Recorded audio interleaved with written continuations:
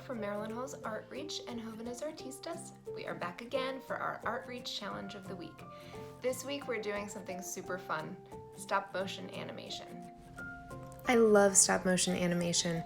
I think it's so fun and super creative, and the possibilities are really endless. In the past few years, it's become a pretty popular trend. You see in commercials and on YouTube, everybody is making their own little stop motion. As you can see here, people use so many different materials to create their stop motion animation. We've seen clay, candy, watermelon. Here are some Legos being used to create stop motion. Paper is another super easy way to create stop motion animation. Just cutting out different shapes and moving them ever so slightly to create small animations. Another thing that you can use is your own body. Really creative way of making these short films. For my example, I used cut paper. I created some characters based on a story that my daughter told me. And after cutting out all of my shapes, I glued down the pieces that would not be moving throughout my film.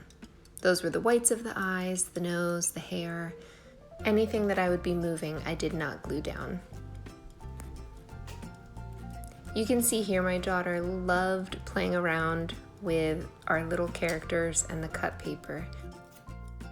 When it comes time to take pictures for your stop motion film, you need to have a spot where your camera is very steady, and you will take one picture, move some parts of your image ever so slightly, take another picture, and keep on going. As far as software goes, I use Stop Motion Studio, a free app that I downloaded from the App Store. This is super easy and self-explanatory. All you have to do is dump all of your images in, and it will automatically make your stop motion film. So without further ado, there's a girl named Sadie, and there's another girl named Ellie. And they were thinking about ice cream. So they had ice cream, and then they jumped on the trampoline. Yay!